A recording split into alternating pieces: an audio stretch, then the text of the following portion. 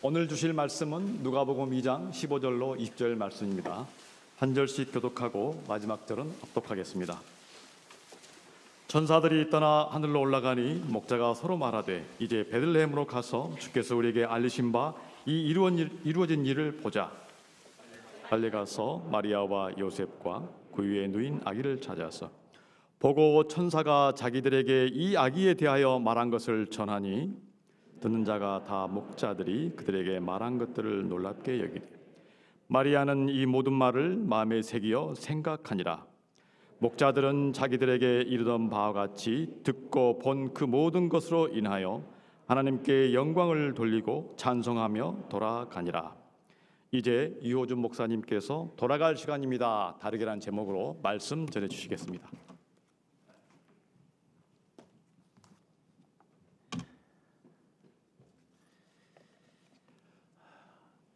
2년 만에 강단이 이렇게 환한 건 처음입니다.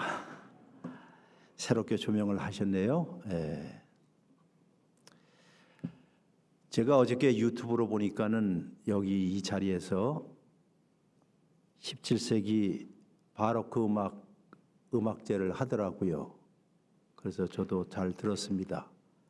혹시 여기에 어저께 같이 참석해 보신 분 있으면 손 들어 보세요. 예. 아마 처음 보는 악기 챔벌러라든가 또 루트, 그리고 학생들이 학교에 가서 부르는 레코더가 그렇게 아름다운 줄은 또 처음 봤습니다. 정말 기가 막힌. 게다가 또 바흐, 핸델의 노래로 끝을 맺는 것을 저도 유튜브로 봤습니다. 참 멋진 크리스마스 전야제였어요. 여러분이 다 들으셨어요. 근데 이제 보실 것이 하나 있습니다. 이제 화면에 한번 띄우는 것을 보시면 무엇이 떠 있나 보실 수 있을 것입니다.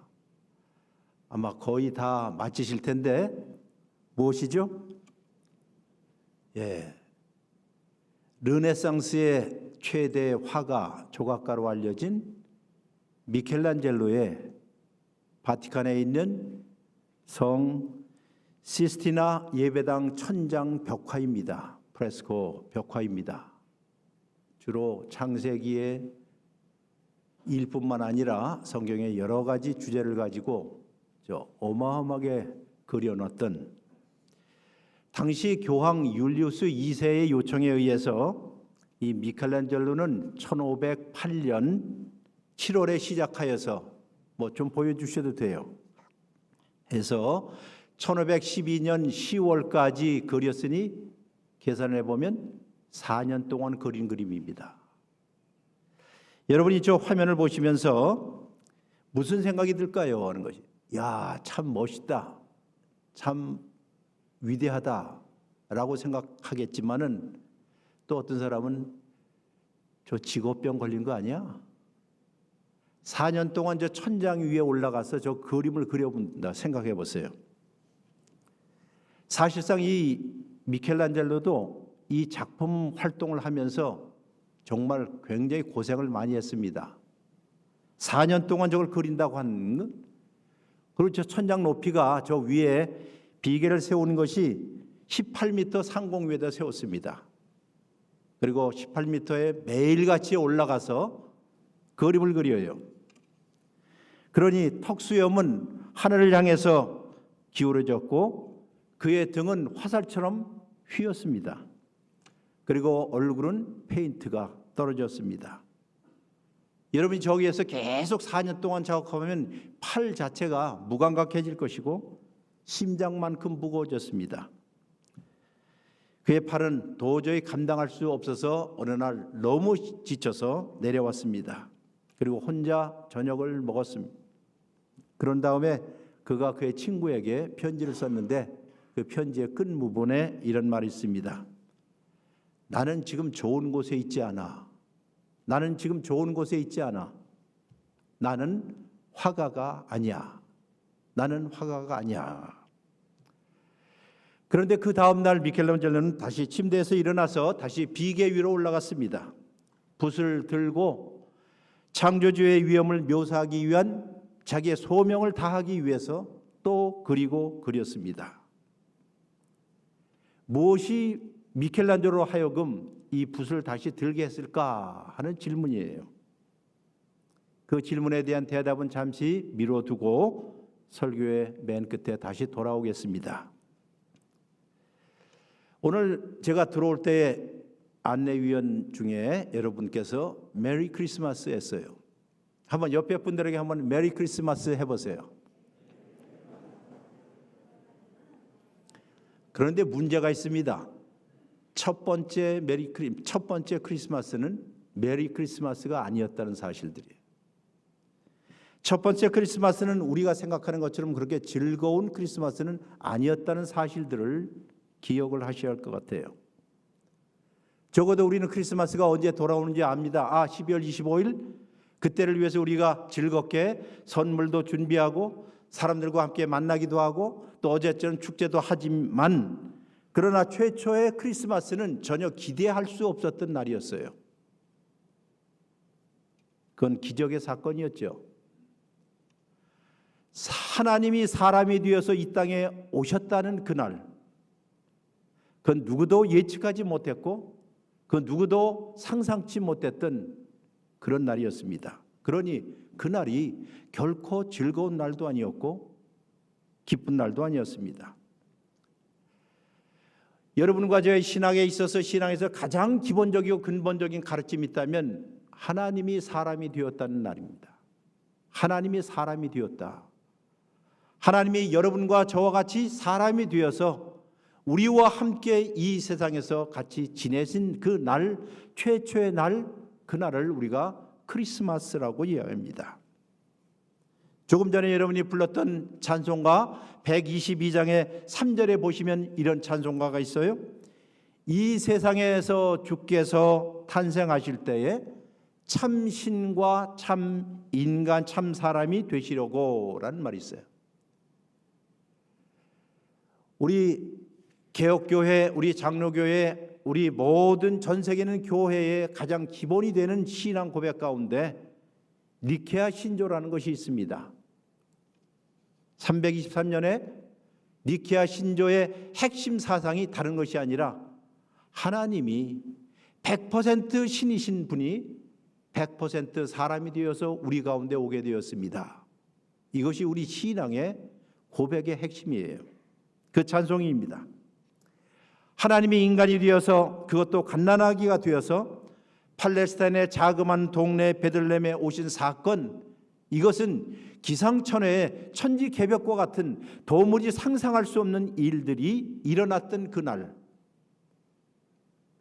그리고 이 하늘의 통보를 받았던 저 들판에 있던 목자들이 양떼를 뒤로 하고 놀라서 구세주의 탄생을 보려고 말구유에 찾아갔던 그 밤이었습니다.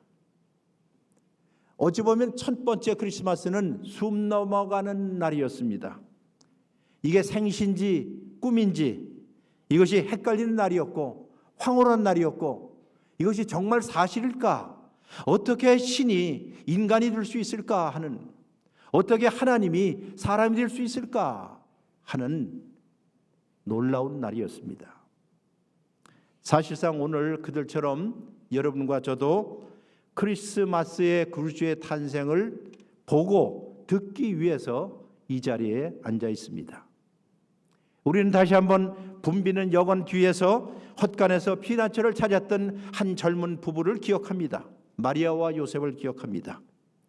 그리고 거기에서 출산을 준비하고 아이를 낳는 젊은 티네이저의 마리아를 기억해 보세요.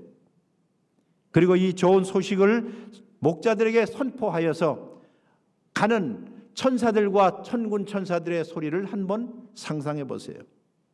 그리고 강보에 쌓인 구유에 누인 아이를 찾기 위해서 서둘러 달려가고 있는 별 볼 없는 목동들의 달림박질을 기억해 보십시오.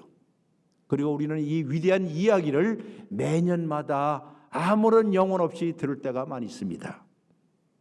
그 이야기를 오늘도 듣기 위해서 왔을 것이에요. 우리는 우리 자신을 위해서 거룩한 기적, 하나님이 사람이 되었다는 이 사실들, 도무지 상상할 수 없는 이 기적을 듣고 보고 이해하기 위해서 이 자리에 왔습니다. 아마 여러분들은 어저께 멋진 음악 시간을 보내었습니다. 그러나 오늘 성경을 읽어보는, 오늘 여러분과 제가 읽은 이 성경을 보게 되면 여기에 끝이 납니다. 맨 마지막 절 이렇게 끝납니다. 목자들은 자기들에게 이르던 바와 같이 보고 들었던 모든 것을 인하여 하나님께 영광을 돌리고 찬송하며 맨 마지막에 돌아갔더라 하는 말이에요. 오늘의 본문에 있는 맨 마지막 단어는 돌아갔더라 하는 말이에요. 돌아갔다 하는 것이. 아마 여러분도 지금 예배를 마치고 성탄절을 마치고 다 집으로 돌아가실 것이에요. 크리스마스의 경험을, 크리스마스의 기적을 경험한 후에, 즉 구유에 누워 있는 어린 아기 예수를 만난 후에 목자들은 어디로 갔을까 하는 질문이에요. 어디로 갔지요? 상상을 초월하는 크리스마스의 기적, 하나님이 사람이 되었다는 이 이야기를 듣고 본 후에 그들은 어디로 돌아갔을까? 캄캄한 밤에 들려왔던 천사의 소리를 들었습니다. 갓난아기가 세상을 구원할 구세주여, 메시아여, 주님이라는 소리를 들었습니다. 그리고 그들은 그 말에 따라서 마리아와 요셉이 구유에 누인 어린 아기를 찾으러 갔습니다.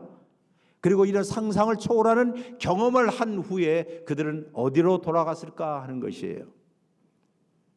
제가 신학교에 있을 때 이 시즌 되면 신학생들 입학 인터뷰를 합니다. 인터뷰를 하다 보면 종종 이런 사람이 있어요. 제가 용문산에 가서 기도하다가 하나님을 만나고 이제 신학교로 왔습니다. 내가 사업을 하다가 이런저런 일 때문에 사업에 실패하고 그때 비로소 예수님을 만나고 이제 주의 일을 하기 위해서 신학교에 왔습니다. 여기에 있는 목동들이 이런 놀라운 경험을 하고 예수 그리스도를 만난 후에 어디로 갔을까요? 하는 것이에요. 어디로 갔죠? 신학교로 갔습니까?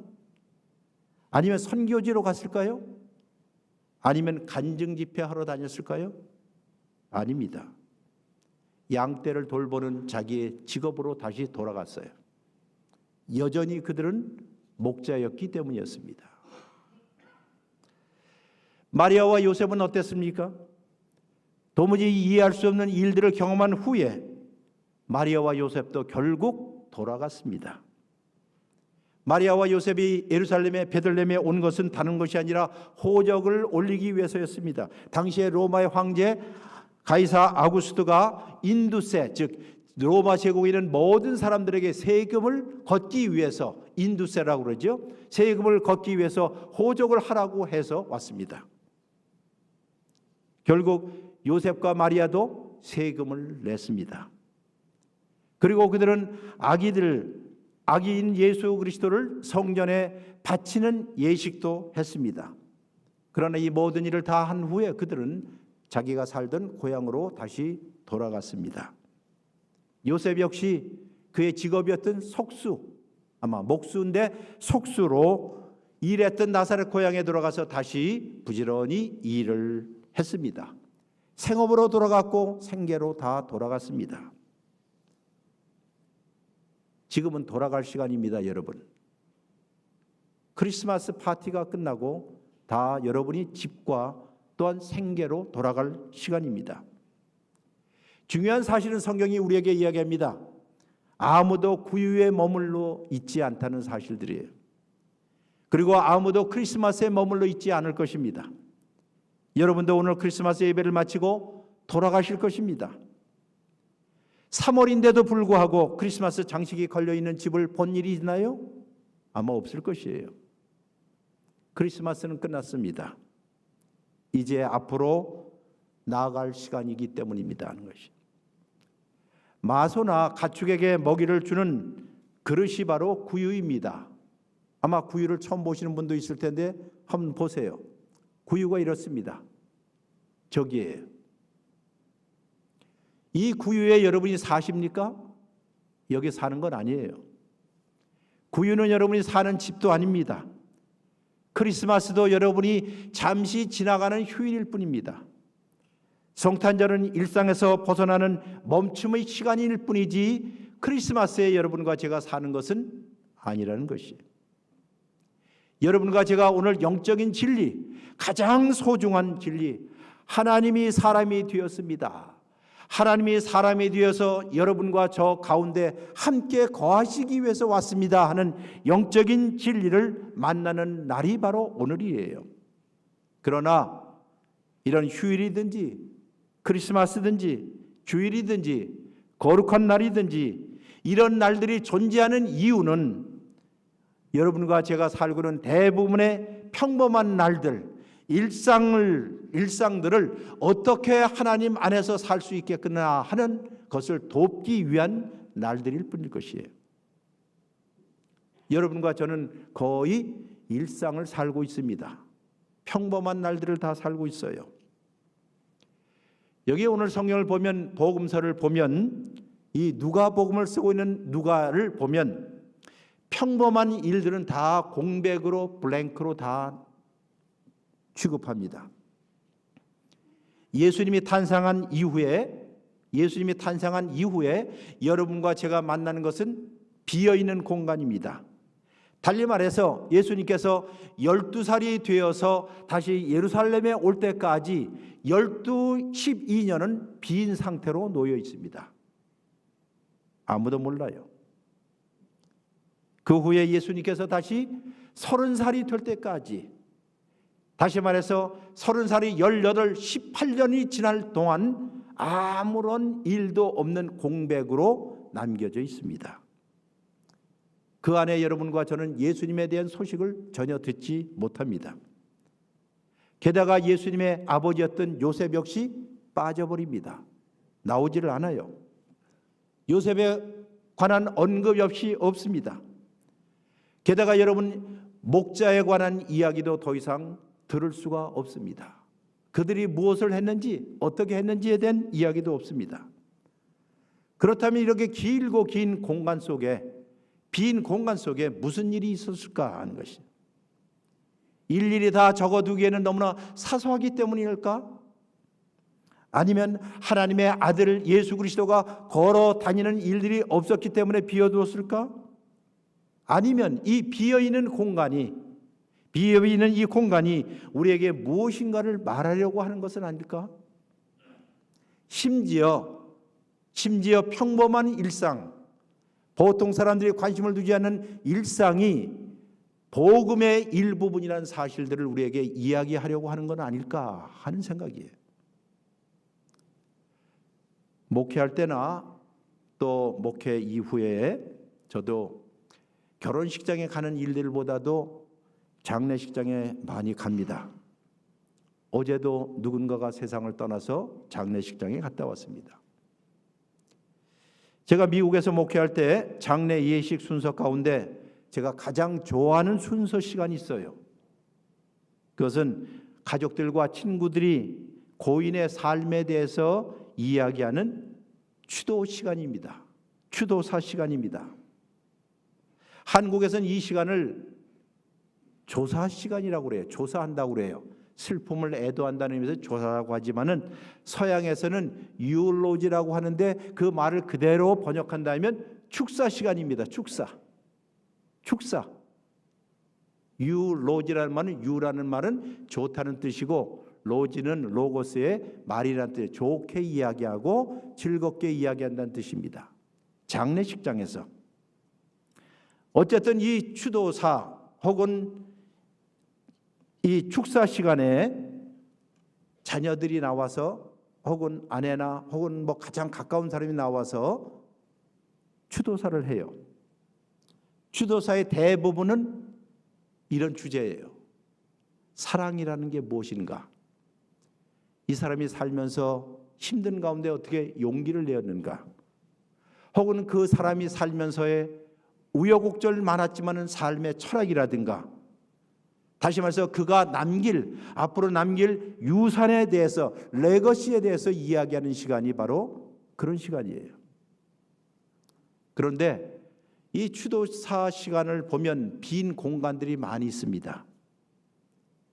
고맙게도 참 빈 공간이 많아요. 예를 들어서 우리 엄마는 화요일마다 세탁기를 돌렸습니다. 이런 소리는 안 해요. 우리 남편은 양말을 말아서 정리하는 것보다 항상 접어놓는 것을 좋아했습니다. 라고 추도사하는 사람은 없어요. 내 사랑하는 여동생은 매달 25일에 은행에 가서 은행 계좌, 아파트 관리비를 냈습니다. 이런 이야기도 하질 않아요. 추도사에는 그런 일을 담지를 않습니다. 추도사에는 항상 빈칸이 있다는 뜻이에요. 그러나 그것이 삶의 대부분을 살아가는 방식이고, 여러분과 제가 우리가 이 세상에서 가장 복음이 절실하게 필요한 것이 바로 여러분과 저의 시시껄렁한 일상일 것이에요. 시시한 일상이에요. 사실상 여러분과 제가 위기를 봉착할 때마다 어떻게 해서라도 이겨나가려고 다시 일어납니다. 또 행복한 순간에도 정신을 차리고 맞이합니다. 그러나 여러분과 저의 삶의 대부분의 삶은 위기의 어려운 계곡이나 환희의 산꼭대기에서 보내는 사람들은 그렇게 많지를 않아요. 대부분 우리는 평범하고 시시한 평온에서 삽니다. 그런데 우리가 우리의 문제에 빠지고 우리가 어려운 일을 당하고 큰 실수를 저지르는 것은 이런 평범한 일상 가운데서, 소소한 일상 가운데서 이런저런 일들을 만나고 또 당하고 혹은 실수를 저지릅니다. 아마 우리의 삶의 긴 여백이 그냥 타고 있을 때에 지루하기 때문에 혹은 쉽게 산만하기 때문에 이런 일 저런 일을 하다가 보다가 어려운 일을 당하거나 실수를 하거나 또한 유혹에 빠지거나 혹은 잘못된 죄 가운데 빠지기도 쉽습니다. 바로 이런 지점입니다. 달리 말해서 여러분과 제가 평범한 것을 다룰 때에, 일상이라고 부르는 것을 다룰 때에, 그때에 바로 여러분과 저에게 누가 필요해요? 하나님이 필요하다는 사실들이에요. 하나님이 가장 필요할 때는 여러분이 교회에 와서 열정적으로 신앙생활할 때도 아니고, 우리가 이 세상에서 가장 하나님이 절실하게 필요할 때는 시시하게 말할 수 없는 일상이라고 부르는 것, 바로 이때가 우리의 삶을 이루어가는 대부분의 평야입니다. 우리가 평범한 것을 다룰 때에 하나님의 도움이 절실하게 필요하다는 말이 무슨 뜻이겠습니까? 달리 말해서 구유의 기적, 예수 그리스도의 탄생의 기적이 우리가 대부분의 시간을 보내고 있는 일상의 삶의 방식에 영향을 미치지 않는다고 한다면 우리의 신앙은 아무런 의미가 없다는 뜻이에요.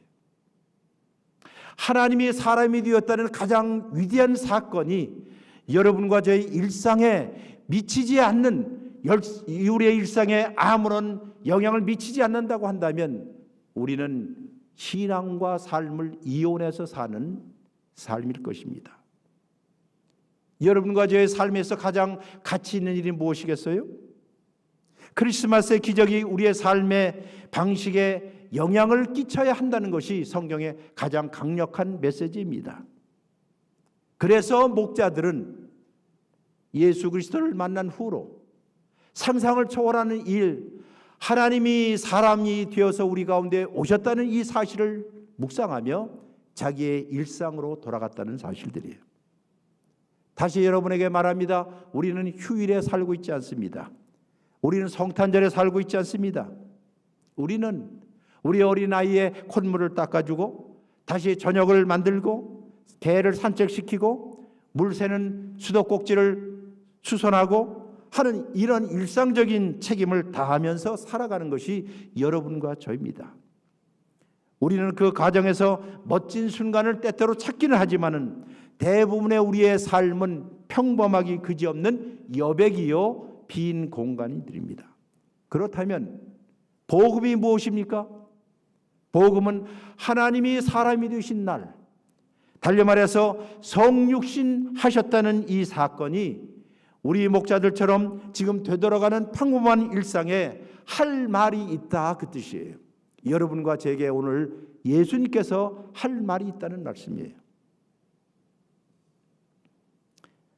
누가복음서는 목자들이 자기가 돌보고 있는 모든 것들에 대해서, 오늘 성경 보니까는 모든 들은 것에 대해서 하나님께 영광을 돌리고 하나님을 찬양하며 돌아갔더라 하는 말로 끝을 맺습니다. 그러나 그 전에 아마 어저께쯤 천군 천사가 그들에게 나타났을 때 목자들의 반응은 두려움이었습니다. 두려움. 그러나 예수 그리스도를 만난 후로 하나님이 사람이 되었다는 이 사실들을 그가 친히 목격하고 경험한 후로 그들은 하나님께 영광을 돌리고 기뻐하며 찬양하며 돌아갔더라 하는 말이에요. 여기에 위대한 반전이 있습니다. 두려움으로 왔던 사람이 기쁨과 찬양으로 다시 돌아가게 되었고, 그 중앙에는 하나님이 여러분과 저처럼 우리 가운데 함께 계신다는 복음이 있기 때문입니다. 우리의 삶을 가르는 일이 바로 여기 있어요. 우리가 수많은 어려움들과 두려움들과 괴로움들과 병들과 사업의 실패와 가정의 깨어짐과 온갖 두려움 가운데 있지만은, 그러나 여러분과 제가 하나님이 우리 가운데 오셔서 사람이 되었습니다 하는 성육신의 가장 위대한 복음들을 우리의 마음으로 보고 듣고 경험하는 순간 우리의 삶이 이런 식으로 영향을 받아 바뀌기 시작한다는, 그를 찬양하며 기뻐하며 자기의 생업도로 돌아갔더라는 말이에요.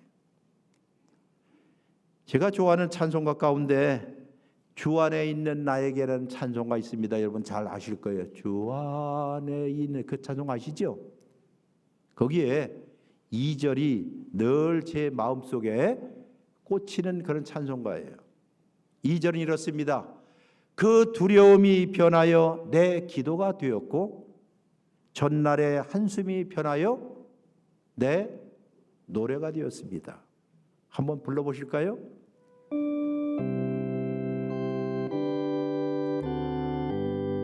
그 두려움이 변하여, 그 두려움이 변하여 내 기도 되었고 전날의 한숨 변하여 내 노래 되었네. 주님을 찬송하 할렐루야 할렐루야. 내 앞길 험해도 나 주님만 따라가리.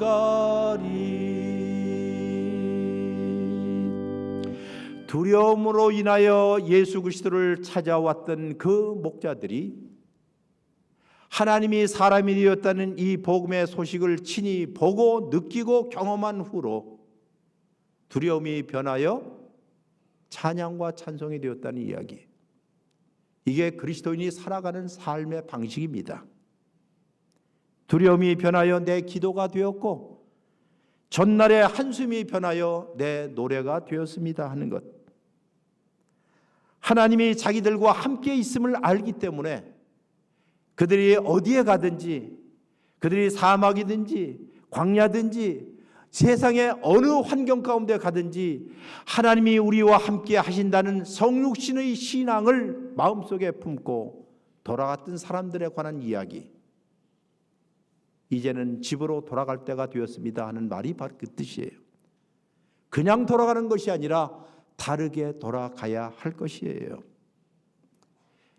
여러분, 진정한 영광이라는 것은 멋진 음악이라든가 혹은 아름다운 조명이라든가 불빛이라든가 칸타타에 있지는 않습니다. 진정한 영광, 진정한 영광이라는 것은 메리 크리스마스라고 인사하는 기쁨의 만남에 있는 것이 아닙니다. 진정한 영광은 성탄절 이후 평범하기 그지없는, 우리가 세금을 내기도 해야 되고 병원에 가기도 해야 되고 병자를 찾아가기도 해야 하고 힘든 가운데 고난 가운데 있을 때라도 하나님이 우리와 함께 있습니다 하는 바로 그 가운데 하나님의 영광이 나타난다라고 이야기하는 것입니다. 바로 거기에서 여러분은 여러분과 저와 함께 하시는 하나님을 보는 것이, 하나님의 영광을 보는 것입니다. 사실상 여러분과 저는 작은 공간에서 대부분의 시간을 보내지요. 예를 들어서 집안에서 진공청소기를 돌립니다. 설거지를 합니다. 애들 학교를 보냅니다. 손자 손녀를 힘 빠지게 봐줍니다. 심부름도 합니다. 학생들은 학교에서 논문을 제출하지요. 시험을 봅니다. 학교와 병원의 복도를 왔다 갔다 하기도 합니다. 그러나 크리스마스의 가치는 이런 평범한 일상에서 여러분과 제가 영원히 남을, 여러분과 저의 자손에게 영원히 남을 신앙의 유산을 남겨주는 것이에요. 무엇입니까? 사랑이라고 부르는 것들, 긍휼이라는 것, 용기, 진실, 구제, 이런 유산들을 여러분과 제가 우리의 삶에 남겨줘야 하지 않겠어요? 누군가를 사랑하는 일에 대해서 얼마나 애를 써보셨어요? 여러분 사랑하는 성도들, 누군가를 불쌍히 여기는 긍휼의 마음을 품고 살아본 일이 얼마나 되셨습니까? 불의에 대해서는 아니요라는 용기를 내본 일이 얼마나 되십니까? 말을 할 때 언제나 진실만을 이야기하는 진실, 내 주머니를 열어서 누군가를 기꺼이 도와준 일이 얼마나 되십니까? 힘이 없는 사람들에게 여러분의 어깨를 내어드린 적이 있으십니까? 긴 시간을 내어서 다른 사람의 하소연을 듣고 그들의 슬픈 이야기를 들어본 일이 있습니까? 이것이 여러분과 제가 가져야 할 영적 유산들이에요.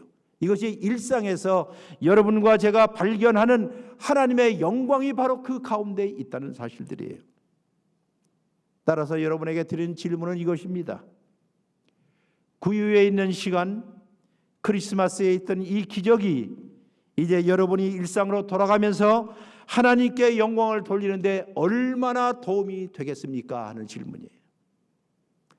여러분이 크리스마스에 오실 때요, 전혀 다른 모습으로 여기를 떠나실 각오가 되어 있습니까? 하는 것이에요. 다시 말하지만 목자의 인생관이 바뀌게 된 것은, 온통 바뀌게 된 것은 사람이 되신 하나님이 그들과 함께 있다는 것을 경험했을 때였습니다. 사람이 되신 하나님이 우리와 함께 계신다는 위대한 발견들, 이것이 크리스마스가 이야기하고 있는 전부일 것이에요. 그래서 그들은 그들의 긴 공간들, 비어있는 공백들, 그들의 일상들을, 익명의 날들, 양들을 치는 일들, 똥들을 치는 일들, 온갖 잡다한 일들을 기쁨 가운데서 하나님께 영광을 돌리며 노래하면서 살았던 사람들의 이야기가 크리스마스의 사람들이에요. 아마 여기에 장로교회 교인들은 웨스트민스터 신앙 고백서의 소요리 문답의 제일 첫 조항을 잘 아실 것입니다. 사람의 최고되는 목적이 무엇입니까? 우리의 인생의 최고되는 목적이 무엇입니까? 라고 질문하였을 때 우리는 두 손을 묶고 이렇게 대답합니다. 하나님을 영원롭게 하는 것과 그 하나님을 영원토록 즐거워하는 일입니다. 이렇게 가르치고 배웠습니다. 여러분, 다람쥐는 어떻게 하나님을 영광을 돌립니까? 다람쥐가 텔레비전에 나와서 전도자가 되려고 노력하는 것이 다람쥐가 하는 일이 아니에요. 다람쥐가 하는 일은 견과류를 모으기 위해서 부지런히 뛰어다니는 것. 다람쥐는 그렇게 하도록 지음을 받았습니다. 여러분과 저는 어떻게 하나님께 영광을 돌릴 수 있습니까? 여러분이 살고 일하도록 창조된 평범하고 비어있는 이 공간, 다시 말해 사소하기 그지없는 하찮음없는 일상으로 돌아가는 일들, 그러나 그냥 돌아가는 것이 아니라 우리의 일상 가운데 사람이 되신 하나님이 우리와 함께 동행하신다는 것을 경험하고 사는 것, 바로 이럴 때에 전날의 한숨이 변하여 무엇이 된다고요? 금세 까먹었어요. 노래도. 전날의 한숨이 변하여 노래가 된다는 거예요. 그렇잖아요. 이것이 우리가 담대하게 살아가는 그리스도인들의 삶의 방식입니다. 그렇습니다. 하나님이 함께 하시면, 여러분이 하나님과 함께 하신다는 이 강한 신앙 가운데 있으면 평범한 것이 거룩한 것이 돼요. 평범한 것이 거룩한 것이 돼요. 평범한 일상 가운데 무슨 일이 일어날지 누가 알겠어요? 누가 알겠어요? 그리고 이 평범한 일상에서 어떠한 일이 있을 것이라고 하는 생각을 하게 되면, 왜? 하나님이 함께 계시니 anything can happen, 어느 일이라도 일어날 수 있어 하고 있는 그것을 갖게 되면 우리의 마음엔 변치 않는 기쁨이라는 것이 있습니다. 어저께 저도 그 맨 마지막에 칸타타의 맨 마지막 곡 가운데 요한 세바스찬 바흐의 그 유명한 노래 있죠. 그 노래 제목이 무슨 노래인 줄 아시죠? 잘 보시면 인류의 갈망, 즉 우리 모든 사람의 진정한 갈망, man's desire, 모든 사람들이 갈망하는 것이 있습니다. 이 세상에서. 그것은 기쁨이라고 부르는 것이에요. 이렇게 나와요. Joy, man's desire. 그런데 그 앞에 있어요. 앞에 한자가 있어요. 누구죠? 예수. 이 세상에는 모든 사람들이 진정으로 갈망하는 것은 두려움이 아니라 기쁨입니다. 이 세상에는 모든 여러분과 제가 정말로 갈망하고 있는 것은 진정한 기쁨입니다. 이 기쁨을 진정으로 가져다 주실 분이 예수 그리스도이십니다. 이것이 바로 성육신의 하나님이란 뜻이에요. 그분을 마음껏 즐기고 마음껏 기뻐하는 비결, 이것이 순례자로서 여러분과 제가 살고 있는 비결이기도 합니다. 이 세상의 그 어느 곳으로도 우리의 이 비잔한 마음, 이 비애스러운 이 순례의 마음을 위로할 길이 없는데, C.S. 루이스가 그런 말을 했어요. Inconsolable secret. 우리 순례자들은 이 세상의 그 어느 곳으로도 우리의 채울 수 없는 그런 마음이 있습니다. 어느 것으로 채울 수 없는 것이 있습니다. 어느 것으로 채울 수 없는 위로가 있습니다. 그것은 다름이 아니라 예수라고 부르시는 성육신 하신 하나님이 우리와 함께 있다는 사실들. 그러므로 사랑하는 성도 여러분들, 담대하게 성탄절을 지내고 여러분의 집으로 돌아가세요. 이제 미켈란젤로로 돌아갑니다. 왜 그는 붓을 집어들고 비계 위로 올라가서 시스나 예배당 천장에는 그의 작품으로 다시 돌아갔을까요? 대답은 딱 한 가지. 왜요? 그는 화가였기 때문에. 그는 화가였기 때문에. 그는 분명한 진실, 나는 화가야, 나는 조각가야 하는 이 자기 정체성에 대한 분명한 진실 때문에 그는 모든 난관을 극복하고 다시 저 18m 위에 비계로 올라갔어요. 저와 같은 사람은 왜 강단에 자주 나올까요? 왜 다시 강단으로 다시 돌아오는 걸까요? 나는 설교자이기 때문에요. 그렇다면 여러분은 왜 매일같이 계속해서 사무실로 가십니까? 왜 택시 운전대를 잡으십니까? 왜 주방으로 가십니까? 왜 연구실로 가십니까? 왜 식당으로 가십니까? 왜 교실로 가십니까? 그 이유는 하나님이 여러분을 그렇게 부르셨기 때문이에요. 그러나 그냥 부르는 것이 아니라 성육신 하신 하나님이 내가 너와 함께 같이 동행할 거야 하기 때문에 우리가 오늘도 우리의 일터로 생계로 다시 돌아가는 것이에요. 그리고 기뻐하는 것입니다. 왜 여러분과 저는 계속해서 사무실로, 주방으로, 연구실로, 식당으로 다시 돌아가는 걸까요? 그것은 성탄절에 여러분은 하나님이 평범한 곳에서, 가장 일상적인 곳에서 여러분을 만나기를 원하시기 때문입니다. 이런 의미에서 우리의 삶은 성소입니다. 우리의 삶은 하나님과 우리가 만나는 미팅 플레이스예요. 하나님과 우리가 만나는 우리의 만남의 장소입니다. 거기에서 우리는 하나님을 찬양하고 하나님을 기뻐하고 하나님을 즐거워하고, 그리고 누군가가 힘들어 있는 사람을 어깨동무하고 그와 함께 길을 걸어가는 영원한 순례자가 되시기를 주의 이름으로 축원합니다. 이 예수 그리스도를 발견하는 날, 그리고 발견하셨더라면 슬픔이 변하여 기쁨으로, 한날의 한숨이 변하여 노래가 되는 그 정점에 오늘 여러분과 제가 앉아 있는 것입니다. 이 하나님을 우리가 함께 찬양합니다. 기도합시다. 우리의 삶 가운데 무슨 일이 일어날는지 우리가 어떻게 알겠습니까?